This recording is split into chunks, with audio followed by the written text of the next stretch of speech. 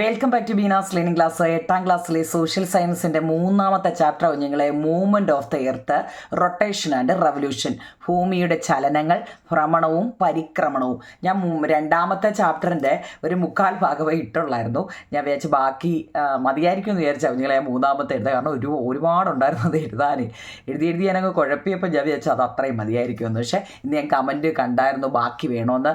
ഞാൻ ഇന്നിപ്പോൾ ഇത് എഴുതിയിട്ടുണ്ട് കുഞ്ഞുങ്ങളെ. നാളെ ഞാൻ എന്തായാലും 2ാമത്തെ ചാപ്റ്ററിൻ്റെ നോട്ട് കംപ്ലീറ്റ് ചെയ്തിടാം കേട്ടോ.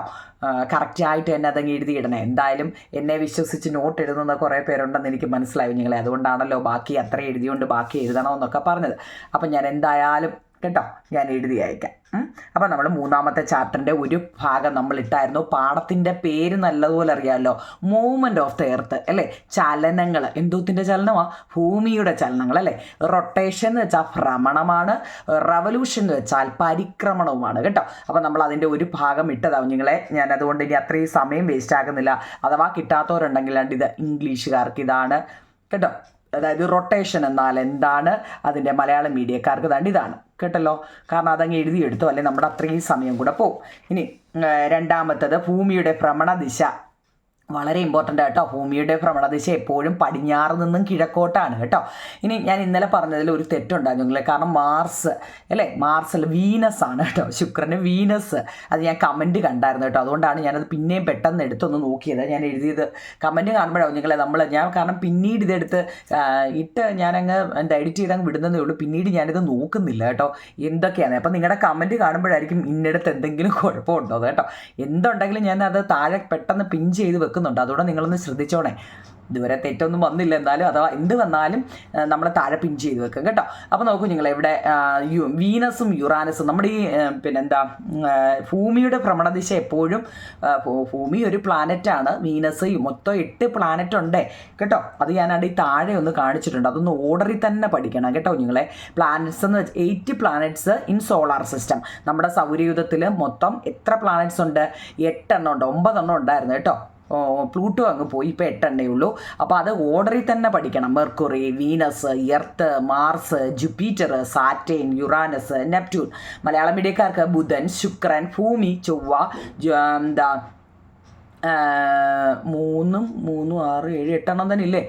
ചൊവ്വ, ജുപ്പിറ്റർ അല്ലേ, ശനി, യുറാനസ്, നെപ്റ്റ്യൂൺ കേട്ടോ. ഓക്കെ ആണല്ലോ. അപ്പം നമ്മളിവിടെ വീനസിനെയും യുറാനസിനെയും കുറിച്ച് കൊണ്ടുപോയില്ലേ. The direction of rotation of the Mars and Uranus in the opposite direction. നമ്മുടെ ഈ നമ്മളിവിടെ പറഞ്ഞായിരുന്നു നമ്മുടെ ഭൂമി പടിഞ്ഞാറ് നിന്നും കിഴക്കോട്ടാണ് പോകുന്നതെന്ന് ഇവിടെ പറഞ്ഞു. പക്ഷേ അതുപോലെയല്ല, പ്ലാനറ്റ്സിനകത്തിൽ നമ്മുടെ ഈ യുറാനസും നെപ്റ്റ്യൂണും നേരെ തിരിച്ചാണ് കേട്ടോ. അതൊന്ന് ഓർത്തണേ നിങ്ങൾ. നേരെ തിരിച്ചാണ്, കിഴക്ക് നിന്നും പടിഞ്ഞാറോട്ടാണ്. അത് രണ്ടും ഒന്ന് ഓർത്തണേ. അത് കാണുമ്പോൾ തന്നെ അറിയാം.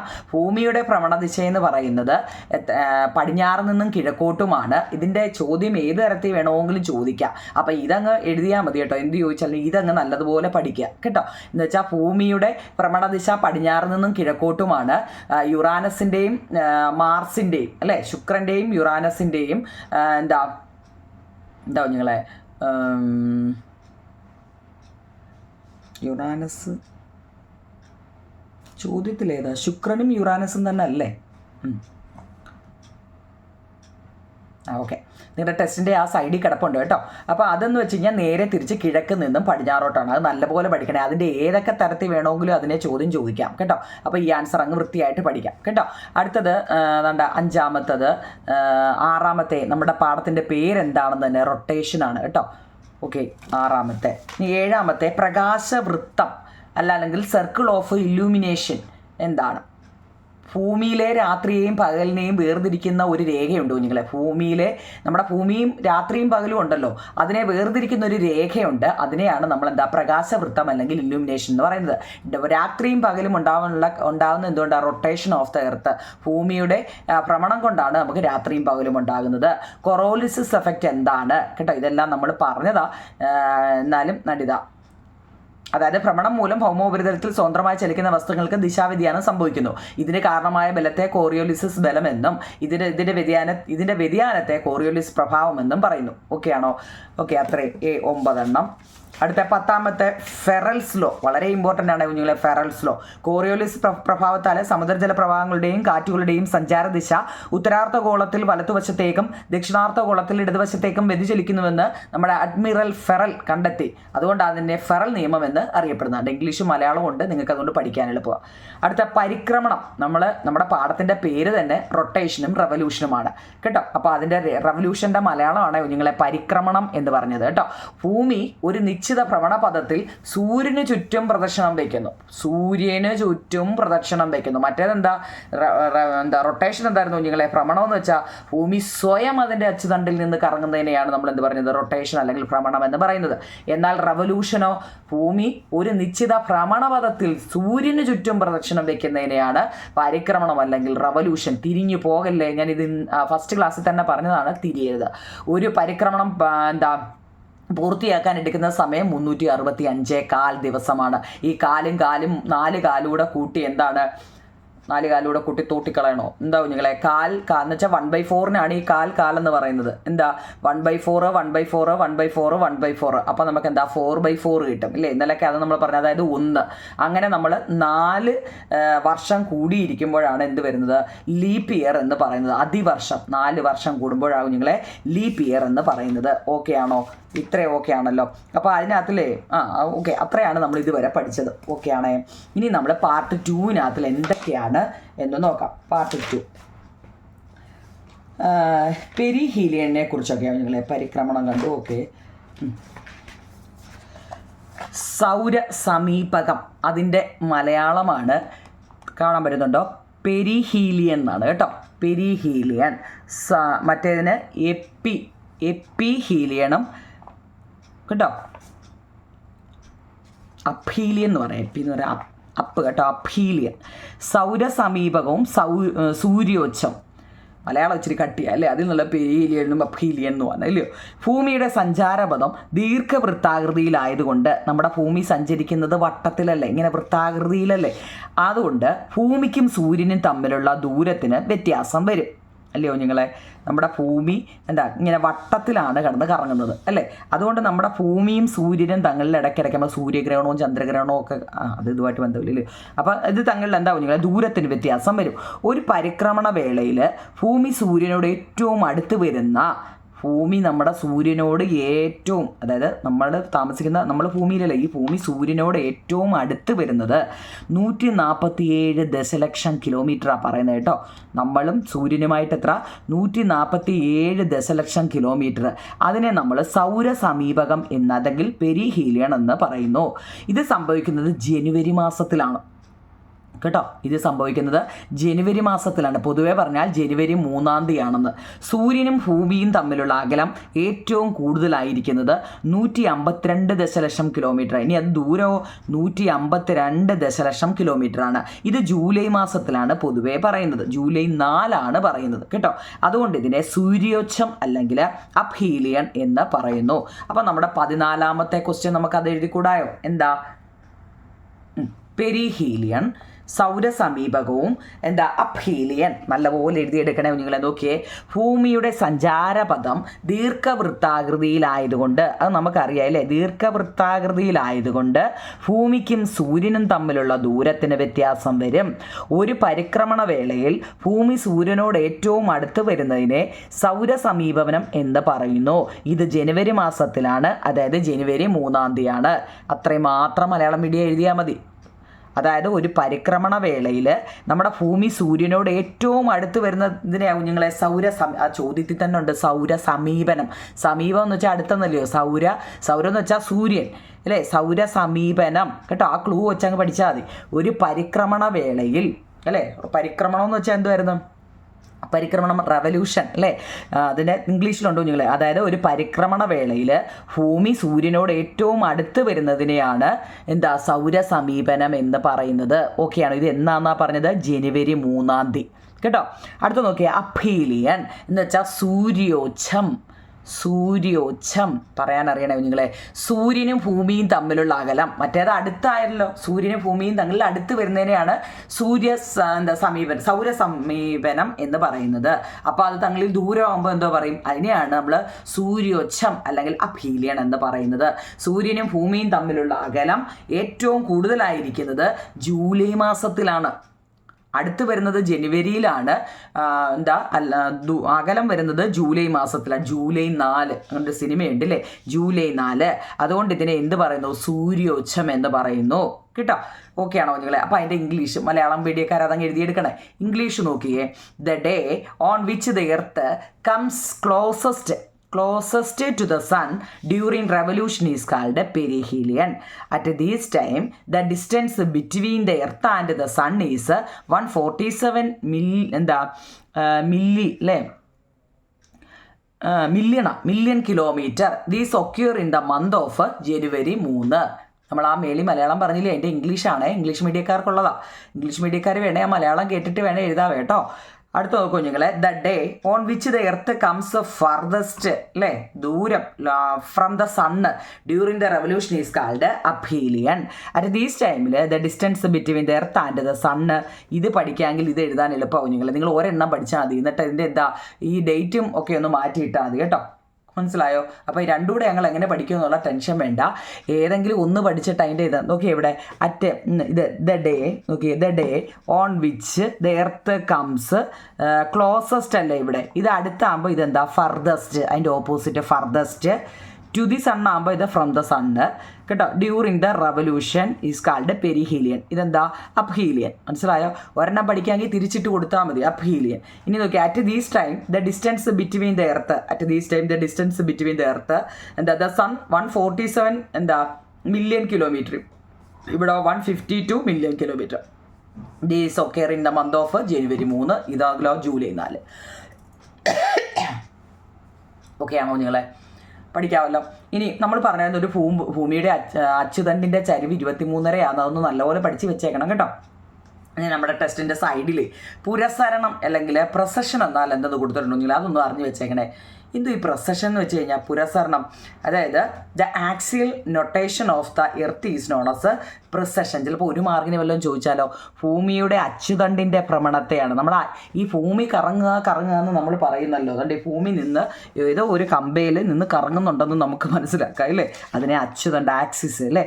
അതിൽ നിന്ന് കറങ്ങുമ്പോഴേ ആ അച്ചുതണ്ട് എന്ത് ചെയ്യുന്നുണ്ട്, അച്ചുതണ്ടിൻ്റെ ആ ഒരു ഭ്രമണം, അതിൽ നിന്ന് കറങ്ങുന്ന അതിൻ്റെ ആ അച്ചുതണ്ട് മീൻസ് ആക്സിസിൻ്റെ ആ ഒരു ഭ്രമണത്തിന് പറയുന്ന പേരാ കുഞ്ഞുങ്ങളെ പുരസരണം എന്ന് പറയുന്നത് കേട്ടോ. ചിലപ്പോൾ അത് ഒരു മാർക്കിന് വല്ലതും ചോദിക്കാം. പച്ച ബോക്സിനകത്ത് കിടക്കുന്നത് ഇമ്പോർട്ടൻ്റ് ആണോ എന്ന് ഞാനൊരു കമൻറ്റ് കണ്ട്. ഇമ്പോർട്ടൻ്റ് ആവും കുഞ്ഞുങ്ങളെ, പച്ച ബോക്സിൽ എല്ലാം ഇമ്പോർട്ടൻ്റ് ആട്ടോ. അത് ഒന്ന് പഠിച്ചു വെച്ചേക്കണേ. അടുത്ത 16 ക്വസ്റ്റ്യൻസ് ഒക്കെ ആണല്ലോ നിങ്ങളെ. അടുത്ത 17ാമത്തെ ചോദ്യം, അയനം എന്നാൽ എന്താണ്? നമ്മളിപ്പോൾ ടെസ്റ്റിലെ ഓരോ കാര്യങ്ങളുമായി പറഞ്ഞിരിക്കുന്നത് നോക്കിയേ. ഇത് ഇത്രയും നമ്മൾ സൂര്യോച്ഛവും ഇതും പറഞ്ഞു. ഇനി നോക്കി, ഈ പടം കൊടുത്തിട്ടുണ്ട്. ഒരു സെക്കൻഡിൽ ഏകദേശം 30 കിലോമീറ്റർ എന്ന രീതിയിലാണ് ഭൂമിയുടെ പരിക്രമണ വേഗത. ഭൂമിയും സൂര്യനും തമ്മിലുള്ള അകല വ്യത്യാസം ഗുരുത്വാകർഷണത്തിൽ വ്യതിയാനം സൃഷ്ടിക്കുകയും പരിക്രമണ വേഗതയിൽ വ്യത്യാസം വരുന്നതിനും കാരണമാകുകയും ചെയ്യുന്നു കേട്ടോ. അതായത് ഒരു സെക്കൻഡിൽ ഏകദേശം 30 കിലോമീറ്റർ എന്ന രീതിയിലാണ് നമ്മുടെ ഭൂമിയുടെ പരിക്രമണ വേഗത. ഒന്ന് ആലോചിച്ച് നോക്കിയാൽ നമ്മൾ വല്ലതും ഇത് അറിയുന്നുണ്ടോ? ഭൂമിയുടെ പരിക്രമണ വേഗത എന്താവും നിങ്ങളെ? ഒരു മാർക്കിന് ചിലപ്പോൾ അത് ചോദിക്കാൻ, ഞാനത് എഴുതിയിട്ടില്ല കേട്ടോ. അതൊന്ന് റഫായിട്ടൊന്ന് അറിഞ്ഞിരിക്കണേ. ഒരു സെക്കൻഡിൽ എത്ര ആണ്? ഏകദേശം 30 കിലോമീറ്ററാണ്. ഏകദേശം 30 കിലോമീറ്റർ എന്ന രീതിയിലാണ് ഭൂമിയുടെ റവല്യൂഷൻ കേട്ടോ. അത് ഞാൻ എഴുതിയില്ലോ നിങ്ങളെ, ഒന്ന് പഠിച്ച് വെച്ചേക്കണേ. 30 കിലോമീറ്റർ. അയ്യോ ഒന്ന് ആലോചിച്ച് നോക്കിയേ. ഒരു സെക്കൻഡിലാണ് ഏകദേശം 30 കിലോമീറ്റർ എന്ന രീതിയിലാണ് ഭൂമിയുടെ പരിക്രമണ വേഗത കേട്ടോ. ഇനി നമ്മൾ പഠിക്കുന്നത് അയനം. വേണ്ടേ? അയനം means apparent movement of the earth. അയനത്തിൻ്റെ ഇംഗ്ലീഷ് എന്താവും നിങ്ങളെ? Apparent movement of the earth. നമ്മുടെ സൂര്യൻ അവിടെ നിൽക്കുന്നു, സൂര്യപ്രകാശം കണ്ടോ, നമ്മുടെ ഉത്തരായന രേഖയും ദക്ഷിണായന രേഖയും ഈ നടുക്കൂടെ നേരെയുള്ള ഈ വരയ്ക്ക് പറയുന്ന പേരെന്താ കുഞ്ഞുങ്ങളെ? ഇക്വേറ്റർ എന്നാണ്. അതായത് ഭൂമധ്യരേഖ. അത് പരീക്ഷയ്ക്ക് ചിലപ്പോൾ ചോദിക്കാം കേട്ടോ. ഇതിനെക്കുറിച്ച് നല്ലപോലെ മനസ്സിലാക്കണേ. നോക്കിക്കേ, ഇത് നമ്മുടെ ഭൂമിയാണ്. ഭൂമിയുടെ ഈ നടുക്കൂടെ പോകുന്ന വരയുടെ പേരെന്താ കുഞ്ഞുങ്ങളെ? ഇക്വേറ്റർ അല്ലെങ്കിൽ ഭൂമധ്യരേഖ. അത് എത്ര ഡിഗ്രിയാണെന്ന് നോക്കിയേ? 0 ഡിഗ്രിയാണ്. എത്ര കുഞ്ഞുങ്ങളെ? 0 ഡിഗ്രിയാണ്. അതൊന്ന് പഠിച്ച് വെച്ചേക്കണേ. കാണാൻ പറ്റുന്നുണ്ടല്ലോ 0 ഡിഗ്രി. ഓക്കെ, അപ്പോൾ അങ്ങനെ അതിൻ്റെ തൊട്ട് താഴെ നോക്കൂ നിങ്ങൾ. ഏതാണ്ട് ഭൂമിയുടെ അച്ചുതണ്ടിൻ്റെ ചരിവ് 23.5 പരിക്രമണ വേളയിലുടനീളം നിലനിർത്തുന്നതിനാൽ സൂര്യൻ്റെ ആപേക്ഷിക സ്ഥാനം ഉത്തരദിശയിലേക്കും, നോക്കണേ, ഉത്തരദിശയിലേക്കും ദക്ഷിണ ദിശയിലേക്കും ഉത്തരായണ ദക്ഷിണായന ദിശകളിലേക്കും നീങ്ങുന്നതായിട്ട് കാണാം. സൂര്യൻ്റെ ഈ ആപേക്ഷിക സ്ഥാനമാറ്റത്തെയാണ് നമ്മൾ അയനം എന്ന് പറയുന്നത്. ഇതനുസൃതമായി ദിനരാത്രങ്ങളുടെ ദൈർഘ്യത്തിൽ വ്യത്യാസം അനുഭവപ്പെടും. ഇത്തരത്തിൽ സൂര്യൻ്റെ സ്ഥാനം വിവിധ അക്ഷാംശങ്ങളിൽ നേർമുകളിലെത്തുന്ന ചില പ്രധാന ദിനങ്ങൾ ഏതൊക്കെയാണെന്ന് നോക്കാം. ഓക്കെ, അയനം എന്നാൽ എന്താണ്? നോക്കൂ നിങ്ങളെ, മലയാളം മീഡിയക്കാർ ആദ്യം നോക്കിയേ. മലയാളം, ഭൂമിയുടെ അച്ചുതണ്ടിൻ്റെ ചരിവ് 23.5 പരിക്രമണ വേളയിൽ ഉടനീളം നിലനിർത്തുന്നതിനാൽ സൂര്യൻ്റെ ആപേക്ഷിക സ്ഥാനം ഉത്തരദിശയിലേക്കും ദക്ഷിണ ദിശയിലേക്കും ഉത്തരായന ദക്ഷിണായന രേഖകൾക്കിടയിൽ നീങ്ങുന്നതായിട്ടും കാണാം കേട്ടോ. ആ പടം കണ്ടാൽ അറിയാം കേട്ടോ. ഉത്തരവും ദക്ഷിണവും ഒക്കെ ഏതാണെന്നും ആ വരകളൊക്കെ കാണാൻ പറ്റുന്നുണ്ടോ നിങ്ങളുടെ സൂര്യൻ്റെ കേട്ടോ? പടം നോക്കി ഇതെല്ലാം നമുക്ക് മനസ്സിലാക്കാൻ പറ്റും. ദക്ഷിണാരേഖകൾക്കിടയിൽ നീങ്ങുന്നതായിട്ട് കാണാം. സൂര്യൻ്റെ ഈ ആപേക്ഷിക സ്ഥാനമാറ്റത്തെയാണ് നമ്മൾ എന്ത് പറയുന്നത്? അയനം എന്ന് പറയുന്നത്. ഇംഗ്ലീഷിൽ എങ്ങനെ പറയും? സിൻസ് ദ ടിൽറ്റ്, ചരിഞ്ഞാന്നാട്ട, tilt of the earth axis is maintained at an angle of 23 degree. 23 കേട്ടോ, 1/2 degree. Throughout the revolution the sun's apparent positions move north and southward between the tropic of Cancer and the tropic of Capricorn. This apparent shift in the sun position is called apparent movement of the sun. ഇത്രയൊക്കെ എഴുതണോ എന്നൊരു doubt നിങ്ങൾക്ക് തോന്നുന്നുണ്ടോ? നിങ്ങൾ 8ാം class ആണ് കേട്ടോ. നമ്മുടെ ഭൂമിയെക്കുറിച്ചാണ് നമ്മൾ പഠിക്കുന്നത്. ജിയോഗ്രഫിയാണ്. ജിയോഗ്രഫിക്കൊക്കെ നല്ലപോലെ മാർക്ക് മേടിക്കാൻ പറ്റുന്ന കുഞ്ഞുങ്ങളെ. ഹിസ്റ്ററിയേക്കാൾ നല്ലത് ജിയോഗ്രഫി അല്ലേ? ഇല്ലയോ? കാരണം നമുക്കിതൊക്കെ ഇങ്ങനെ എല്ലാം മലയാളമുണ്ട്. അവിടെ ഭൂമിയുടെ അച്ചുതണ്ടിൻ്റെ ചരിവ് 23.5 അല്ലേ? അതായത് ടിൽറ്റ് എന്ന് വെച്ചാൽ ചരിവ് of the earth axis maintained at angle 23.5 അല്ലേ? ഇതെപ്പോഴാണ്? ത്രൂ ഔട്ട് ദ റവല്യൂഷൻസ് ഇല്ലയോ? പരിക്രമണ വേളയിൽ സമയത്ത്. The sons apparent positions moves. ഇനി നോക്കിയേ, സൂര്യൻ്റെ ആപേക്ഷിക സ്ഥാനം ഉത്തര ദിശയിലേക്കും ദക്ഷിണ ദിശയിലേക്കും, ഉത്തരവും ദക്ഷിണവും അല്ലേ? അതിന് നമ്മളെന്ത് പറയും? Apparent position move northward and southward. ഉത്തരദിശയും ദക്ഷിണ ദിശയും അല്ലേ? ബിറ്റ്വീൻ ദ എന്തൊക്കെയാ? ഉത്തരായന രേഖകൾക്കും ട്രോപ്പിക് ഓഫ് ക്യാൻസറും ദക്ഷിണായന രേഖകൾക്ക് ട്രോപ്പിക് ഓഫ് കാപ്രിക്കോണ് ബിറ്റ്വീൻ ഇടയിലായിട്ട് അല്ലേ നീങ്ങുന്നതായിട്ട് കാണാം, മൂവ് ചെയ്യുന്നതായിട്ട് നമുക്ക് കാണാം. സൂര്യൻ്റെ ഈ ആപേക്ഷിക സ്ഥാനമാറ്റത്തെയാണ് അയനം എന്ന് പറയുന്നത്. വായിക്കാൻ പറ്റുന്നുണ്ടല്ലോ? ഉണ്ടാവും നിങ്ങളെ. അടുത്ത നമ്മൾ ഈ സൂര്യരശ്മികൾ ഏത് അക്ഷാംശരേഖയിലാണ് ലംബമായിട്ട് പതിക്കുന്നത് എന്ന് ടെസ്റ്റിലൊരു ചോദ്യമുണ്ട്. നമ്മൾ ആ ഓർഡറിൽ തന്നെ താപ്പോട്ട് വരും കേട്ടോ. അതിൻ്റെ ഈ പടം നോക്കിയോ നിങ്ങൾ. ഇവിടെ സൂര്യരശ്മി കൊടുത്തിട്ടുണ്ടല്ലേ? നമുക്ക് പടം തന്നിട്ട് അതിനകത്ത് നിന്ന് എഴുതാനായി ചോദ്യം. അപ്പോൾ ഇതിൽ തന്നെ പടത്തിൽ തന്നെ തന്നിട്ടുണ്ടല്ലോ. സൂര്യനാണ്ട് ഇതാണ് സൂര്യരശ്മി. ഏത് അക്ഷാംശരേഖയിലാണ് ലംബമായിട്ട് പതിക്കുന്നത്? നോക്കിയേ, ലംബം എന്ന് വെച്ചാൽ നേരെ പതിച്ചിരിക്കുന്നത് എങ്ങോട്ടാവും നിങ്ങളെ? നോക്കിക്കേ, എങ്ങോട്ടാ? ഭൂമധ്യരേഖയിലേട്ടല്ലേ? നേരെ നടുക്കോട്ടല്ലേ? നടുക്കലത്തെ വരയുടെ പേരെന്തോ? ഭൂമധ്യരേഖ, ഇക്വേറ്ററിലോട്ടാ അല്ലേ? അങ്ങനെയാണ്. ഇനി ഏതൊക്കെ ദിവസങ്ങളിലാണ് ഇങ്ങനെ സംഭവിക്കുന്നതെന്നും ചോദിച്ചിട്ടുണ്ട്. March 21 September 23. നമുക്ക് എല്ലാത്തിൻ്റെയും പടം തന്നേക്കുന്നത് എന്തിനാണെന്ന് അറിയാം? ആ പടത്തിൽ തന്നെ ഉണ്ട് നമ്മളോടുള്ള ചോദ്യവും ഉത്തരവും കേട്ടോ. അതുകൊണ്ടാണ്. അപ്പോൾ എന്താണെന്ന് നമ്മുടെ അടുത്ത് ചോദ്യം എഴുതിയിട്ടുണ്ട്. സൂര്യരശ്മികൾ ഏത് അക്ഷാംശരേഖയിലാണ് ലംബമായി പതിക്കുന്നത്? ഏതൊക്കെ ദിവസങ്ങളിലാണ്? On which latitude sunrise fall vertically on which day? ഏതൊക്കെയാണ് നിങ്ങളെ? ഇക്വേറ്റർ അല്ലേ? ഇത് വെച്ചാൽ ആ പടം കാണുമ്പോഴേ നമുക്കറിയാം. നോക്കിയേ, ഈ സൂര്യപ്രകാശം നേരെ വെർട്ടിക്കലി അല്ലേ ലംബമായിട്ട് അടിക്കുന്നത് ഏത് വരയിലോട്ടാണ്? നോക്കി, ഈ വരയല്ലേ? ഈ വര എന്താണ്? ഭൂമിയുടെ നടുക്കൂടെ പോകുന്ന ഈ വര ഏത് വരയാവും നിങ്ങളെ? ഇത് ഇക്വേറ്റർ ആണ് കേട്ടോ. കാണാൻ പറ്റുന്നുണ്ടല്ലോ? ഇക്വേറ്റർ ആണ് ഈ നടുക്കൂടെ പോകുന്ന നേർരേഖ. ഭൂമധ്യരേഖയാണ്. നോക്കിയേ, 0 ഡിഗ്രി ഇല്ലേ? ഡിഗ്രി നേരെ നടുക്കൂടെ പോകുന്ന 0 അല്ലേ? ഓക്കെ ആണോ? ഇനി അതിൻ്റെ നോക്കിയാൽ ഉത്തരായന രേഖ എത്ര? 23.5, ദക്ഷിണായന രേഖ 23.5. ഇത് തെക്കും ഇത് വടക്കുമാണ്, നോർത്തും സൗത്തും. ഇതൊക്കെ നല്ലതുപോലെ ടെസ്റ്റിലെ പഠിച്ചേക്കണേ. അപ്പോൾ അത്രയാണ് അതിനകത്ത് പറയുന്നത്. ഇനി നമ്മൾ പഠിക്കുന്നത് നോക്കി, അതിൻ്റെ തൊട്ട് താഴെ പരിക്രമണ വേളയിൽ നല്ലപോലെ അറിയണേ. പരിക്രമണ വേളയിൽ ഭൂമിയിൽ സൂര്യരശ്മികൾ ലംബമായി പതിക്കുന്ന ദിനങ്ങളായ, നമ്മളിപ്പോൾ പറഞ്ഞു സൂര്യരശ്മികൾ നമ്മുടെ ഭൂമിയിൽ ലംബമായിട്ട് വെർട്ടിക്കലായിട്ടാണ് പതിക്കുന്നത്. ആ ദിവസവും പറഞ്ഞായിരുന്നു അല്ലേ? ഏതാ? മാർച്ച് 21 സെപ്റ്റംബർ 23 ആണെന്ന് തന്നിട്ടുണ്ട് പടത്തിൽ. ഇത് 2 അർദ്ധഗോളങ്ങളിലും രണ്ട് അർദ്ധഗോളങ്ങളിലും രാത്രിയുടെയും പകലിൻ്റെയും ദൈർഘ്യം തുല്യമായിരിക്കും. നോക്കണേ, മാർച്ച് 21 സെപ്റ്റംബർ 23 2 അർദ്ധഗോളങ്ങളിലും രാത്രിയുടെയും പകലിൻ്റെയും ദൈർഘ്യം ഒരുപോലെയായിരിക്കും. ഇങ്ങനെ ഒരുപോലെയാണെങ്കിൽ അതിന് പറയുന്നതാവും നിങ്ങൾ എന്താണ്? സമരാത്രങ്ങൾ അല്ലെങ്കിൽ വിഷുവങ്ങൾ. സമം എന്ന് കേട്ടാലേ അറിയാം ഒരുപോലെയുള്ള അല്ലേ? ആ ഒരു ക്ലൂ വെച്ച് പഠിച്ചാൽ മതി. സമം എന്ന് വെച്ചാൽ തുല്യമായിട്ടുള്ള, ഒരുപോലെ എന്നൊക്കെ ഉദ്ദേശിച്ചാൽ മതി. ഈ ദിനങ്ങളെ വിഷുവങ്ങൾ അല്ലെങ്കിൽ ഇക്വിനോക്സ്, നിങ്ങളെ സമരാത്ര ദിനങ്ങൾ അല്ലെങ്കിൽ ഇക്വിനോക്സ് എന്ന് വിളിക്കുന്നു. മാർച്ച് 21 വസന്ത വിഷു, അതായത് സ്പ്രിംഗ് ഇക്വിനോക്സ് എന്നും, സെപ്റ്റംബർ 23 ശരത് വിഷുവം അല്ലെങ്കിൽ ഓട്ടമനൽ ഇക്വിനോക്സ് എന്നും അറിയപ്പെടുന്നു കേട്ടോ. മാർച്ച് 21 സെപ്റ്റംബർ 23 ഒരു ഇമ്പോർട്ടൻ്റ് ഡേറ്റ് ആണ് കേട്ടോ. അപ്പോൾ നമ്മളെങ്ങനെ എഴുതി? ഇക്വിനോക്സ് നോക്കിക്കേ, പരിക്രമണ വേളയിൽ ഭൂമധ്യരേഖയിൽ സൂര്യരശ്മികൾ ലംബമായി പതിക്കുന്ന ദിനങ്ങളായ മാർച്ച് 21 സെപ്റ്റംബർ 23 2 അർദ്ധഗോളങ്ങളിലും രാത്രിയുടെയും പകലിൻ്റെയും ദൈർഘ്യം തുല്യമായിരിക്കും. നമ്മളൊക്കെ ചിലപ്പോൾ പറയുന്നത് പെട്ടെന്ന് അങ്ങ് ഇരുട്ടി, പെട്ടെന്ന് നേരം എന്നൊക്കെ നമ്മൾ ചിലപ്പോൾ പറയാറില്ലേ? അതായത് രാത്രിയും പകലും ഒരേപോലെ ആണെങ്കിൽ അങ്ങനെയുള്ള ദിനങ്ങളെയാണ് വിഷുവങ്ങൾ എന്ന് പറയുന്നത്.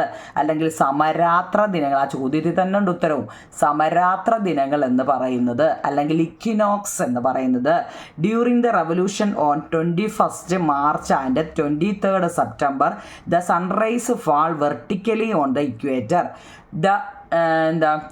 The duration of day and night will be equal of both hemisphere on these days. These days are called equinox. Okay ആണോ? 19 ക്വസ്റ്റ്യനും ഓക്കെ ആണോ? പ്രധാനപ്പെട്ടതൊക്കെയാണ് ഈ ചാപ്റ്ററിനകത്ത്, വളരെ ഇമ്പോർട്ടൻ്റ് ക്വസ്റ്റ്യനുകളാണ്. അതിനകത്ത് തന്നെ ചോദിക്കുന്നുണ്ട്, what day do the spring equinox and ഓട്ടമൻ equinox occur? ഈ വസന്ത വിഷുവും ശരത് വിഷുവും ഏത് ദിവസങ്ങളിലാണ്? ഇപ്പം നമ്മൾ പറഞ്ഞല്ലേ, മാർച്ച് 21 സെപ്റ്റംബർ 23 ഇനി അവിടെ തന്നെ ചോദിക്കുന്നു, മാർച്ച് 21 മുതൽ സൂര്യൻ്റെ ആപേക്ഷിക സ്ഥാനം ഏത് ദിശയിലേക്കാണ് മാറുന്നത്? നോക്കൂ, ഞങ്ങളിവിടെ അങ്ങനെ ഒരു പടം കൊടുത്തിട്ടുണ്ട്. മാർച്ച് 21 മുതൽ സെപ്റ്റംബർ 23 കേട്ടോ, സൂര്യൻ്റെ ആപേക്ഷിക സ്ഥാനം ഏത് ദിശയ്ക്കാണ് മാറുന്നത്? ഭൂമധ്യരേഖയിൽ നിന്നും നോക്കണേ ഉത്തര ദിശയിലേക്കായിരിക്കും. ഭൂമധ്യരേഖയിൽ നിന്നും ഉത്തര ദിശയിലേക്കാണ്. ഉത്തരം എന്ന് കേട്ടാൽ മുകളിലോട്ടാണ് കേട്ടോ. ഭൂമധ്യരേഖ അതായത് ഇക്വേറ്റർ അല്ലേ? ഇതിൻ്റെ തൊട്ട് ഉത്തരം മുകളിലോട്ടാണ് കുഞ്ഞുങ്ങളെ. ഉത്തരം ദക്ഷിണം താപ്പോട്ടാണ് കേട്ടോ. ഉത്തരായന രേഖയും ദക്ഷിണായന രേഖയും. ഉത്തരം എന്ന് കേൾക്കുമ്പോഴേ മുകളിൽ, ദക്ഷിണം എന്ന് വെച്ചാൽ താപ്പോട്ട്. ആ ക്ലൂ പഠിച്ചു വെച്ചാൽ മതി കേട്ടോ. ഭൂമധ്യരേഖ കേട്ടോ. അപ്പം ഭൂമധ്യരേഖയിൽ നിന്നും ഉത്തര ദിശയിലേക്ക്. In which directions does the apparent positions of the sun shift from 21st March onwards from the equator towards the north? കേട്ടോ, നോർത്ത്. അടുത്ത ജൂൺ 21 ഏത് അക്ഷാംശ രേഖയിലാണ് സൂര്യരശ്മിയിൽ ലംബമായി പതിക്കുന്നത്? ജൂൺ 21 നമ്മളിപ്പോൾ പറഞ്ഞതല്ലേ, ജൂൺ 21 ആകുമ്പം തൊട്ട് താഴെ ഗ്രീഷ്മ അയനാന്തം. സൂര്യൻ ജൂൺ 21 ഏതിലോട്ടാണ് പോകുന്നതെന്ന് നോക്കിക്കേ. ജൂൺ 23 നമ്മുടെ ഈ ഭൂമി ഇങ്ങനെ കറങ്ങിക്കൊണ്ടിരിക്കുമല്ലേ, സൂര്യൻ ഇവിടെ നിൽക്കുക. അപ്പം നമ്മൾ മുമ്പ് പറഞ്ഞു മാർച്ച് 21 സെപ്റ്റംബർ 23 ആകുമ്പോൾ നോക്കൂ നിങ്ങളെ, ഈ സൂര്യൻ്റെ വെട്ടം നേരെ വന്ന് ഭൂമധ്യരേഖ അല്ലെങ്കിൽ ഇക്വേറ്ററിലോട്ടായിരിക്കും. കണ്ടോ?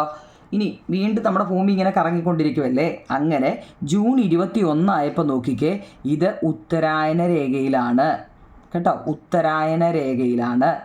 ഡേറ്റ് നല്ലപോലെ ഓർത്തോണേ. കണ്ട, ഭൂമി അപ്പോൾ ചരിഞ്ഞു. കണ്ട കറങ്ങിക്കൊണ്ടിരിക്കില്ല. കണ്ട ഉത്തരായന രേഖ, ട്രോപ്പിക് ഓഫ് ക്യാൻസർ. ഇത് ദക്ഷിണായന രേഖ എന്ന് വെച്ചാൽ ട്രോപ്പിക് ഓഫ് കാപ്രിക്കോണ്, ഭൂമധ്യരേഖ എന്ന് വെച്ചാൽ ഇക്വേറ്റർ. ഇതെല്ലാം ഞാൻ ഇവിടെ ഒന്ന് എഴുതി വെച്ചിട്ടുണ്ട്. ഓക്കെ ആണോ?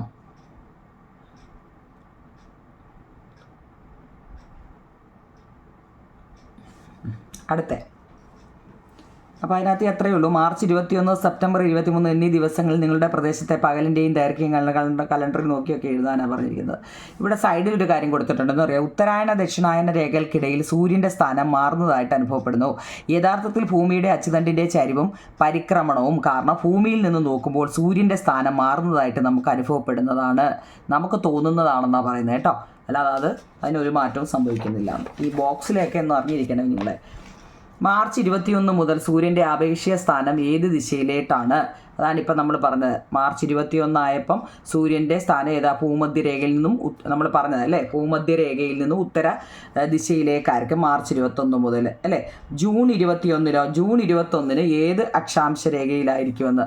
ഉത്തരായനമാണ്, ഉത്തരായന രേഖയിൽ അല്ലെങ്കിൽ ട്രോപ്പിക് ഓഫ് ക്യാൻസർ അല്ലേ, ക്യാൻസറാണ്. ഉത്തരാർദ്ധഗോളത്തിൽ മാർച്ച് 21 മുതൽ ജൂൺ 21 വരെയുള്ള കാലയളവിൽ ഭൂമധ്യരേഖയിൽ നിന്നും സൂര്യൻ്റെ ആപേക്ഷിക സ്ഥാനമാറ്റം വടക്കോട്ട് ഉത്തരായണ രേഖ വരെയാണ്. ഇതിൻ്റെ ഫലമായി ജൂൺ 21 ഉത്തരാർദ്ധഗോളത്തിൽ ഏറ്റവും ദൈർഘ്യമേറിയ പകലും ഏറ്റവും ഹ്രസ്വമായ രാത്രിയും അനുഭവപ്പെടുന്നു. ഈ ദിവസത്തെ ഗ്രീഷ്മ അയനാന്ത ദിനം എന്ന് അറിയപ്പെടുന്നു. അടുത്ത ക്വസ്റ്റ്യൻ, എന്താണ് ഗ്രീഷ്മ അയനാന്ത ദിനം? അതായത് നമ്മുടെ ചിത്രം 3.6 നോക്കിയിട്ട് പറയാനാണ് പറഞ്ഞത്. 3.6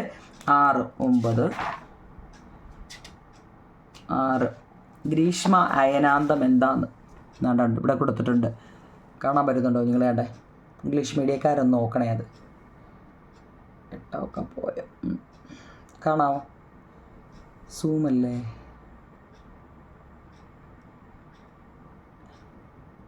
കാണാമോ നിങ്ങളുടെ ഇംഗ്ലീഷ് മീഡിയക്കാരുടെ ബുക്ക് കണ്ട് വെച്ചിട്ട് ഇതൊന്ന് നോക്കണേ. അതായത് വസന്ത വിഷുവം, ഗ്രീഷ്മ അയനാന്തം, ശൈത്യ അയനാന്തം, ശരത് വിഷുവം. ശരത്ത് അതായത് കണ്ടോ, ഭൂമധ്യരേഖ ഇത് ഉത്തരായന രേഖ, ഭൂമധ്യരേഖ ഇത് ദക്ഷിണായന രേഖ 23.5 കേട്ടോ. അപ്പോൾ ഭൂമി ഇവിടെ നിന്നും തണ്ടി ഇങ്ങോട്ട്, ഭൂമി കണ്ട് ഇവിടുന്നാണ് തുടങ്ങുന്നത്, ഇവിടുന്ന് കറങ്ങി തണ്ടി ഇങ്ങോട്ട് വന്ന് ഉത്തരായന രേഖ, അത് ഇങ്ങനെ കറങ്ങി സെപ്റ്റംബർ 23 ശരത് വിഷു ഇവിടെ വന്നു. പിന്നെ ഇവിടുന്ന് ഇങ്ങനെ കറങ്ങി ദക്ഷിണായന രേഖ, അത് അന്നേരമാണ് ഡിസംബർ 22 ആവും കേട്ടോ. ഡിസംബർ 22 ശൈത്യ അയനാന്ത ദിനം. ഇവിടുന്ന് വീണ്ടും ഇങ്ങനെ വന്ന് വസന്ത വിഷു, മാർച്ച് 21 വസന്ത വിഷു. ഇതിങ്ങനെ കറങ്ങി വരുന്നത് നോക്കണേ കേട്ടോ, നല്ലതുപോലെ ഒന്ന് നോക്കി മനസ്സിലാക്കണേ. നമ്മളോട് ചോദിച്ചാൽ ഗ്രീഷ്മ അയനാന്ത ദിനം എന്ന് വെച്ച് കഴിഞ്ഞാൽ അതാണ്ട് ഭൂമധ്യരേഖ, നമ്മുടെ ഭൂമി തന്നെ ഇങ്ങനെ കറങ്ങി തന്നെ ഇങ്ങനെ വന്ന് ഇവിടെ വരുന്നത് കേട്ടോ. അപ്പോൾ സൂര്യൻ തന്നെ ഇവിടെ ഇപ്പോൾ ഉണ്ട് കണ്ടിത് കേട്ടോ. ഈ പടം നല്ലപോലെ ഒന്ന് മനസ്സിലാക്കണേ, അതിനകത്ത് എല്ലാം എഴുതി വെച്ചിട്ടുണ്ട്. ഈ ഇംഗ്ലീഷ് മീഡിയക്കാർക്ക് അതെന്തുവെന്ന് അറിയാൻ വേണ്ടി പറഞ്ഞതാണ് കേട്ടോ. അപ്പോൾ നോക്കിയേ, ഗ്രീഷ്മ അയനാന്ത ദിനം എന്ന് വെച്ചാൽ ഉത്തരാർദ്ധഗോളത്തിൽ മാർച്ച് 21 മുതൽ ജൂൺ 21 വരെ. കാണാൻ പറ്റുന്നുണ്ടോ? ഗ്രീഷ്മ അയനാന്ത ദിനം ഉത്തരാർദ്ധഗോളത്തിൽ മാർച്ച് 21 മുതൽ ജൂൺ 21 വരെയുള്ള കാലയളവിൽ ഭൂമധ്യരേഖയിൽ നിന്നും സൂര്യൻ്റെ ആപേക്ഷിക സ്ഥാനമാറ്റം വടക്കോട്ട് ഉത്തരായന രേഖ വരെയാണ്. വടക്കോട്ടാണ് ഉത്തരായന രേഖ വരെയാണ്. പിന്നെയോ, ഇതിൻ്റെ ഫലമായി ജൂൺ 21 ഉത്തരാർദ്ധഗോളത്തിൽ ഏറ്റവും ദൈർഘ്യമേറിയ പകലും പിന്നെ ഏറ്റവും ഹ്രസ്വമായ രാത്രിയും അനുഭവപ്പെടുന്നു. ഈ ദിവസത്തെ ഗ്രീഷ്മ അയനാന്തം എന്ന് പറയുന്നു. ഇൻ ദ നോർത്തേൺ ഹെമിസ്ഫിയറിൽ the sun's apparent positions shift towards north from the equator to the tropic of Cancer from 21st March to 21st June. As the result of this, on 21st June, the northern hemisphere experienced the longest day and shortest night. പകല് കൂടുതലും രാത്രി കുറവുമായിരിക്കും ഇങ്ങനെ. This is called, ഇതിനെയാണ് നമ്മൾ എന്ത് പറയുന്നത്, summer solstice എന്ന് പറയുന്നത്. സമ്മർ സോൾസ്റ്റിസ് സമയം എന്ന് വെച്ചാൽ ജൂൺ 21. ആ സമയത്ത് പകലാണ് കൂടുതൽ എന്ന് വെച്ചാൽ ഒരു 7 മണി ആയാൽ പോലും നമ്മൾ നല്ല ഇരുട്ടാവില്ല. പകല് കൂടുതലാണ്, രാത്രി കുറവുമാണ്. ജൂൺ 21. അങ്ങനെ പറയുന്ന ദിവസത്തിനെയാണ് നമ്മൾ സമ്മർ സോൾസ്റ്റിസ് അല്ലെങ്കിൽ ഗ്രീഷ്മ അയനാന്ത ദിനം എന്ന് പറയുന്നത്. ചിലപ്പോൾ ഒരു മാർക്കിന് ചോദിക്കുക ഈ ഗ്രീഷ്മ അയനാന്ത ദിനം അല്ലെങ്കിൽ സമ്മർ സോൾസ്റ്റിസ് ഏത് ദിവസം ആണ്? ജൂൺ 21. ഈ പാഠത്തിനകത്തിൽ ഒരുപാട് ഡേറ്റുകൾ പഠിക്കാനുണ്ട്. അത് നല്ലതുപോലെ പഠിച്ചിരിക്കണം കേട്ടോ. ഓക്കെ ആണല്ലോ. അടുത്ത 24. അപ്പോൾ നമ്മൾ സമ്മർ സോൾസ്റ്റിസ് പഠിച്ചെങ്കിൽ അടുത്ത ആരുണ്ട്? വിൻ്റർ സോൾസ്റ്റിസ് ഉണ്ട്. സമ്മർ ഉണ്ടെങ്കിൽ വിൻ്ററും കാണുമല്ലോ. ദക്ഷിണാർദ്ധഗോളത്തിൽ സെപ്റ്റംബർ 23 മുതൽ ഡിസംബർ 22 വരെയുള്ള നമ്മളാ മുമ്പ് കാണിച്ച പടം നോക്കിയാൽ മതി കുഞ്ഞുങ്ങളെ കേട്ടോ.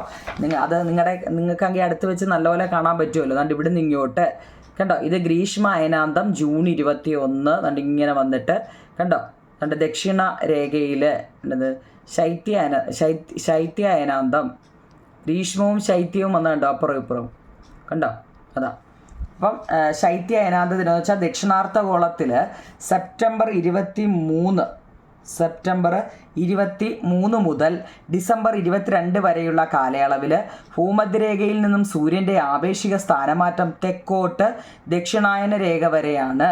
ഇതിൻ്റെ ഫലമായി ഡിസംബർ 22 ദക്ഷിണാർദ്ധഗോളത്തിൽ ഏറ്റവും ദൈർഘ്യമേറിയ പകലും ഏറ്റവും ഹ്രസ്വമേറിയ രാത്രിയും അനുഭവപ്പെടുന്നു. വിൻ്റർ സോൾസ്റ്റിസ്, ശൈത്യ അയനാന്ത ദിനം. In the southern hemisphere, the sun's apparent positions shift from the equator to the Tropic of Capricorn during the period from 23rd September to 22 December. As a result of this 22nd December, the southern hemisphere experienced the longest day and shortest night. ഈ സമയം ഇതിൻ്റെ ഫലം എന്താ? December 22 ദക്ഷിണാർദ്ധഗോളത്തിൽ ഏറ്റവും ദൈർഘ്യമേറിയ പകല് കൂടുതലാണെന്നേരം ഏറ്റവും ഹ്രസ്വമേറിയ രാത്രിയും അനുഭവപ്പെടുന്നത് വിൻ്റർ സോൾസ്റ്റിസ് ആണ്.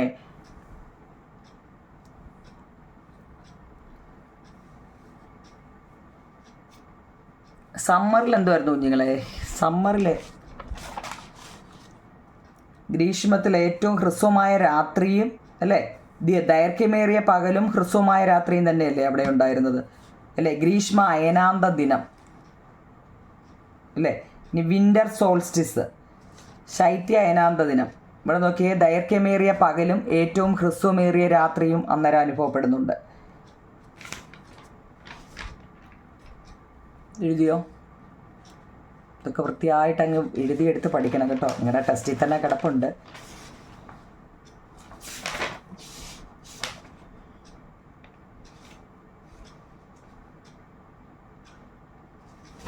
അതങ്ങ് എഴുതിയെടുക്കണേ. ഇനി അടുത്ത മാർച്ച് മുതൽ സെപ്റ്റംബർ വരെയുള്ള 6 മാസക്കാലം. ഈ മാർച്ച് മുതൽ കേട്ടോ, ആ പടം നോക്കണേ കുഞ്ഞുങ്ങൾ, അത് നോക്കിയിട്ട് അങ്ങ് പഠിക്കണേ. അല്ല ഞാൻ ഇനി എപ്പോഴും പടവും വെച്ചുകൊണ്ടിരുന്നു കഴിഞ്ഞാൽ മാർച്ച് മുതൽ സെപ്റ്റംബർ വരെയുള്ള 6 മാസക്കാലം സൂര്യൻ്റെ ആപേക്ഷിക സ്ഥാനം ഉത്തരാർദ്ധഗോളത്തിൽ ആയതിനാൽ ഈ കാലയളവിൽ ഉത്തരധ്രുവ പ്രദേശങ്ങളിൽ 6 മാസക്കാലം തുടർച്ചയായ പകൽ വെളിച്ചമുണ്ടാകും. അതൊരു ക്ലൂ ആയിട്ട് പഠിക്കണേ കുഞ്ഞില്ലേ. 6 മാസക്കാലം, 6 മാസം തുടർച്ചയായിട്ട് പകൽ വെളിച്ചം ഉണ്ടാകുമെന്ന്. എവിടെ? ഉത്തര ധ്രുവ പ്രദേശങ്ങളിൽ. മാർച്ച് മുതൽ സെപ്റ്റംബർ വരെയുള്ള 6 മാസക്കാലം സൂര്യൻ്റെ ആപേക്ഷിക സ്ഥാനം ഉത്തരാർദ്ധഗോളത്തിൽ ആയതിനാൽ ഈ കാലയളവിൽ ഉത്തര ധ്രുവ പ്രദേശങ്ങളിൽ 6 മാസം തുടർച്ചയായിട്ട് പകൽ വെളിച്ചമുണ്ടാകും. അതായത് ബോക്സിൽ നോക്കിയാൽ ഈ സൂര്യൻ്റെ ചലനങ്ങളെക്കുറിച്ച് പറയുന്നുണ്ട്. ഭൂമിക്കും ചന്ദ്രനും സമാനമായി സൂര്യനും 2 ചലനങ്ങളുണ്ട്. ഭൂമി അല്ലേ, ഭൂമിയും ചന്ദ്രനും സമാനമായി സൂര്യനും 2 ചലനങ്ങളുണ്ട്. അതാണ് ഭ്രമണവും പരിക്രമണവും അല്ലേ, റവല്യൂഷനും റൊട്ടേഷനും. സൂര്യൻ അതിൻ്റെ അച്ചുതണ്ടിൽ 27 ദിവസങ്ങൾ കൊണ്ട് ഒരു ഭ്രമണം പൂർത്തിയാക്കും ഇല്ലേ കുഞ്ഞുങ്ങളെ.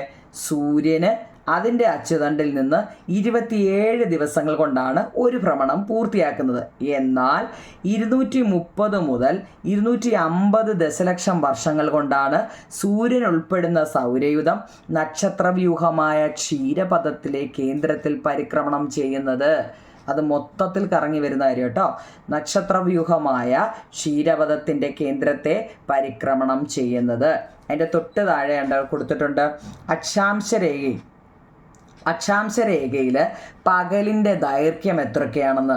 90 ഡിഗ്രി വടക്ക് 24 മണിക്കൂർ, 66 വടക്ക് 24 മണിക്കൂർ. അത് നിങ്ങൾ നല്ലപോലെ അങ്ങ് പഠിക്കണം കേട്ടോ. ഞാൻ പറഞ്ഞാൽ നിങ്ങൾക്ക് അത് മനസ്സിലാവത്തില്ല. കാരണം ഈ പടം കേട്ടോ, ഈ പടമാണ് ഇതിൻ്റെ ഇത്. അതായത് നിങ്ങൾ ഈ ഉത്തരാർദ്ധഗോളം, അതായത് ട്രോപ്പിക് ഓഫ് ക്യാൻസർ കണ്ടോ, ട്രോപ്പിക് ഓഫ് കാപ്രിക്കോൺ എന്ന് വെച്ചാൽ ദക്ഷിണായന രേഖയും ഉത്തരായന രേഖയും ഈ നടുക്കൂടെ പോകുന്ന ഇക്വേറ്റർ ഭൂമധ്യരേഖയാണ്. സൂര്യൻ നിൽക്കുന്നത് കണ്ടോ, സൂര്യൻ്റെ നേരെ ഇങ്ങനെ അടിക്കുകയാണെങ്കിൽ അല്ലേ, അത് മാർച്ച് 21 സെപ്റ്റംബർ 23 അത് നേരെ നമ്മുടെ ഭൂമധ്യരേഖയിലോട്ട് പ്രകാശം സ്ട്രൈറ്റ് അടിക്കുന്നത് കാണാൻ പറ്റുന്നുണ്ടല്ലോ. പക്ഷെ നോക്കിയേ, ജൂൺ 21 ആയപ്പം നോക്കിയേ ഉത്തരായണ രേഖയിലായി ആ വര കേട്ടോ. അപ്പോൾ ഈ പടത്തേലോട്ട് നോക്കി വേണം നിങ്ങൾ പഠിക്കാൻ കേട്ടോ, അല്ലെങ്കിൽ നിങ്ങൾക്കൊന്നും മനസ്സിലാവത്തില്ല. ഞാൻ വെറുതെ ഇരുന്ന് 23:30 കേട്ടോ. ഇക്വേറ്റർ ആണ് എപ്പോഴും അടി 0 വരുന്നത്.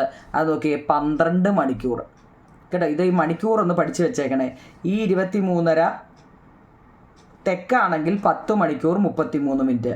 പക്ഷേ 23:30 വടക്കാണെങ്കിൽ 13 മണിക്കൂർ 27 മിനിറ്റാണ് കേട്ടോ. ഇത് നിങ്ങൾ വ്യത്യാസമുണ്ട്. ഇവിടെ അപ്പോൾ എന്താ രാത്രിയായിരിക്കും കേട്ടോ. ഇല്ല എന്ന് എഴുതി വെച്ചാൽ അന്നേരം എന്തോ ഭൂമി ഇല്ലയോ, അല്ലേ രാത്രിയായിരിക്കും കേട്ടോ. അടുത്ത ഉത്തരായനവും ദക്ഷിണായനവും തമ്മിലുള്ള ഒരു വ്യത്യാസം ഒന്ന് പറഞ്ഞു നിങ്ങളെ. ഉത്തരായനവും ദക്ഷിണായനവും എന്തായിരിക്കും? ഉത്തരായനവും ദക്ഷിണായനവും നമ്മളിപ്പോൾ ഇതൊക്കെ പറഞ്ഞതായിരുന്നു. അതുകൊണ്ട് ശൈത്യ അയനാന്ത ദിനം, വിൻ്റർ സോൾസ്റ്റിസ് അല്ലേ, എന്തായിരുന്നു അത് നോക്കിക്കേ. ആ സമയത്ത് എന്താണ് ദക്ഷിണായന രേഖയിൽ, ഇവിടെ നോക്കിക്കേ ഉത്തരായന രേഖയിലാണ് എന്താണ്ട് ഗ്രീഷ്മ അയനാന്ത ദിനത്തിൽ ഉത്തരായണ രേഖയെന്ന് വെച്ചാൽ ട്രോപ്പിക് ഓഫ് ക്യാൻസറിലാണ് ആ വരയിലാണ് കിടക്കുന്നത്. കാണുന്നുണ്ടോ? എന്നാൽ അത് ഗ്രീഷ്മ അയനാന്തമാണേ. ശൈത്യ അയനാന്തത്തിൽ എവിടെ നോക്കിയോ നിങ്ങളെ, ദക്ഷിണായന രേഖയിൽ, താഴത്തെ രേഖയിൽ. ഇത് ഈ പേജ് മറിച്ച് ഞാൻ കാണിക്കുന്നത് നിങ്ങൾക്കാകുമ്പോൾ നിങ്ങളുടെ കയ്യിൽ ഇരിപ്പുണ്ടല്ലോ, ആ പടം നോക്കുമ്പോൾ തന്നെ അറിയാം. എന്നാണ്ട് ശൈത്യ അയനാന്ത ദിനം അല്ലേ, ശൈത്യ അയനാന്ത വിൻ്റർ സോൾസ്റ്റിസ് അല്ലേ. അത് ഈ സൂര്യൻ നോക്കിയ ഡിസംബർ 22 ദക്ഷിണായന രേഖയാണ് കേട്ടോ. ദക്ഷിണഗോളത്തിൽ സെപ്റ്റംബർ 23 മുതൽ ഡിസംബർ 22 വരെയുള്ള കാലം. ഇതാണ് നമ്മളിപ്പോൾ പറഞ്ഞ ശൈത്യ അയനാന്ത ദിനം എന്നറിയപ്പെടുന്നത്. സെപ്റ്റംബർ മുതൽ മാർച്ച് വരെ നീളുന്ന 6 മാസക്കാലം. മുമ്പേ നമ്മളൊരു 6 മാസത്തിൻ്റെ കാര്യം പറഞ്ഞതല്ലേ. സൂര്യൻ്റെ ആപേക്ഷിക സ്ഥാനം ദക്ഷിണാർദ്ധഗോളത്തിലായതിനാൽ മറ്റേത് ഉത്തരാർദ്ധഗോളത്തിനായതിനാൽ അവിടെ 6 മാസക്കാലം തുടർച്ചയായിട്ട് എന്തോ ആയിരിക്കും എന്നാണ് പറഞ്ഞത്. 6 മാസക്കാലം തുടർച്ചയായിട്ട് വെളിച്ചമായിരിക്കും എന്നാണ് പറഞ്ഞത്. ഇവിടെ 6 മാസക്കാലം തുടർച്ചയായിട്ട് ഇരുട്ടായിരിക്കും. അത് രണ്ടും കൂടെ തിരിഞ്ഞു പോകല്ലേ നിങ്ങളെ, മനസ്സിലാവുന്നുണ്ടോ? എന്താ അതായത് ഗ്രീഷ്മ അയനാന്ത കാലത്തിലെ ആ ഒരു വരി നല്ലപോലെ ഒന്ന് പഠിച്ചു വെച്ചേക്കണേ. മാർച്ച് മുതൽ സെപ്റ്റംബർ വരെയുള്ള 6 മാസക്കാലം സൂര്യൻ്റെ ആപേക്ഷിക സ്ഥാനം ഉത്തരാർദ്ധഗോളത്തിൽ അല്ലേ ആയതിനാൽ, ഉത്തരാർദ്ധഗോളം എന്ന് വെച്ചാൽ എന്തായിരുന്നു, ട്രോപ്പിക്കോ അല്ലേ, ട്രോപ്പിക്കിൻ്റെ ആയതിനാൽ ഈ കാലയളവിൽ ഉത്തരധ്രുവ പ്രദേശങ്ങളിൽ 6 മാസക്കാലം തുടർച്ചയായ പകൽ വെളിച്ചമായിരിക്കും കേട്ടോണേ. എന്നാൽ ഇവിടെ നോക്കിയേ, സെപ്റ്റംബർ മുതൽ നമ്മുടെ ഡേറ്റ് എല്ലാം ഉണ്ട്, ആ പടത്തിൽ കൊടുത്തിട്ടുണ്ട്, ഡേറ്റ് തിരിഞ്ഞു പോകല്ലേ. സെപ്റ്റംബർ മുതൽ മാർച്ച് വരെ നീളുന്ന 6 മാസക്കാലം സൂര്യൻ്റെ ആപേക്ഷിക സ്ഥാനം മറ്റേത് ഉത്തരാർദ്ധഗോളം, ഇവിടെ ദക്ഷിണാർദ്ധഗോളം. ഏത് ഉത്തരധ്രുവം, മറ്റേത് ഉത്തരധ്രുവം അല്ലേ. ഉത്തരധ്രുവ പ്രദേശങ്ങളിൽ ഉത്തരാർദ്ധഗോളത്തിലായതിനാൽ അവിടെ എന്താ തുടർച്ചയായിട്ട് വെളിച്ചമാണ്. ഇവിടെ ഉത്തരധ്രുവത്തിൽ 6 മാസക്കാലം, ഇവിടെ ദക്ഷിണാർദ്ധഗോളത്തിലായതിനാൽ അവിടെ ഇരുട്ടായിരിക്കും. ഇത് രണ്ടുകൂടെ തിരിഞ്ഞു പോവല്ലേ. ഞാനിനി പറഞ്ഞ തിരിഞ്ഞ ആളിൽ തന്നെ നിങ്ങളത് വായിച്ച് നോക്കുമ്പോൾ തിരിഞ്ഞു പോകരുത് കേട്ടോ. ഉത്തരധ്രുവം എന്ന് വെച്ചാൽ പോളാർ റീജിയൻ കേട്ടോ. തിരിഞ്ഞു പോകല്ലേ. അവിടെ തന്നെ അതിൻ്റെ തൊട്ട് താഴെ ഒരു ബോക്സ് താണ്ടി കൊടുത്തിട്ടുണ്ട്. ഇവിടെ അതിൻ്റെ തൊട്ട് താഴെ ബോക്സ് കൊടുത്തിട്ടുണ്ട്. എന്ന് വെച്ചാൽ പകലിൻ്റെ ദൈർഘ്യം എത്ര, അക്ഷാംശ രേഖയിൽ പകലിൻ്റെ ദൈർഘ്യവും ഇവിടെ ശൈത്യ അയനാന്തത്തിൽ പകലിൻ്റെ ദൈർഘ്യം എത്രയാണ് കേട്ടോ. അത് തിരിഞ്ഞു പോകല്ലേ കേട്ടോ. ഉത്തരായനവും ദക്ഷിണായനവും എന്താണെന്ന് ഞാനൊന്ന് റഫായിട്ട് എടുത്തിട്ടുണ്ട്. ശൈത്യ അയനാന്ത ദിനത്തെ തുടർന്ന് ശൈത്യ അയനാന്തം എന്ന് വെച്ചാൽ എന്താണ്, വിൻ്റർ സോൾസ്റ്റിസ് ആണ് അല്ലേ. ദക്ഷിണായന രേഖ, ഇത് പഠിക്കാൻ എളുപ്പത്തിന് വേണ്ടിയാണ് ഞാനിങ്ങനെ എഴുതിയത്. ദക്ഷിണായന രേഖയിൽ നിന്നും ഉത്തരായന ദിശയിലേക്ക് സൂര്യൻ്റെ അയനത്തെ ആണ് ഉത്തരായനം എന്ന് പറയുന്നത്. ഇത് തന്നെ എന്താണ്, ഇത് ശൈത്യമാണെങ്കിൽ ഇത് ഗ്രീഷ്മമാണ്. ഗ്രീഷ്മ അയനാന്ത ദിനത്തെ തുടർന്ന് ഉത്തരായന രേഖയിൽ നിന്നും ദക്ഷിണായന രേഖയിലേക്ക് സൂര്യൻ്റെ അയനത്തെ ദക്ഷിണായനം എന്നും പറയുന്നു. ഇത് കാണുമ്പോൾ തന്നെ നിങ്ങളൊന്ന് നോക്കിയേ അല്ലേ. ഇവിടെ ശൈത്യവും ഇത് രണ്ടും തിരിച്ചു വിട്ടാൽ പോരാ, ബാക്കിയെല്ലാം ആൻസർ എന്നിട്ട് മാറ്റുക. ഒരെണ്ണം പഠിച്ചാൽ നമുക്ക് 2 എണ്ണം എഴുതാൻ പറ്റും. ഓക്കെ ആണോ നിങ്ങളെ? അപ്പോൾ ഈ 25 ക്വസ്റ്റ്യന് വൃത്തിയായിട്ട് എഴുതിയെടുക്കുക. മനസ്സിലായി കാണുമെന്ന് വിശ്വസിക്കുന്നു. ടെസ്റ്റ് നല്ലപോലെ വായിച്ച് നോക്കണം കേട്ടോ. ഇതിനകത്തിലെ ഈ ഉത്തരാർത്ഥവും ദക്ഷിണാർത്ഥവും ഒക്കെ ഒന്ന് നല്ലപോലെ ഒന്ന് പഠിച്ച് വെച്ചേക്കണം കേട്ടോ. നോട്ട് ഞാൻ എന്തായാലും കറക്റ്റായിട്ട് തന്നിട്ടുണ്ട്. നിങ്ങൾ നോട്ട് കറക്റ്റായിട്ട് എഴുതിയെടുക്കുക. 25 നോട്ട് ഞാൻ തന്നിട്ടുണ്ട്. ഞാൻ വലിച്ച് വാരി എല്ലാം കൂടെ നിങ്ങൾക്കിപ്പോൾ ഞാൻ 50 എണ്ണം തന്നാൽ നിങ്ങൾ ആ 50 എണ്ണം പഠിക്കണമെന്നില്ല. അതുകൊണ്ട് ഞാൻ തരാഞ്ഞതാ. ഞാൻ ഇനി 2 ലിങ്കും കൂടി ഇട്ടെങ്കിൽ ഇത് തീരത്തുള്ളൂ. നിങ്ങൾ ഇച്ചിരി വലിയൊരു ചാപ്റ്ററാണ് കേട്ടോ. അപ്പോൾ ഇത് പാർട്ട് 2 ആയിട്ട് എഴുതിക്കോ. ഞാൻ നാളെ നിങ്ങൾക്ക് രണ്ടാമത്തെ ചാപ്റ്ററിൻ്റെ തീരാനുള്ളത് ഞാൻ ഇന്നിപ്പോൾ എഴുതി നാളെ അയച്ചു തരാം കേട്ടോ. ഓക്കെ, നിങ്ങളെ കമൻറ്റ് പറയണേ കേട്ടോ. ലൈക്കും ഷെയറും കമൻറ്റും സബ്സ്ക്രൈബും ഒക്കെ ചെയ്യണേ. Thank you.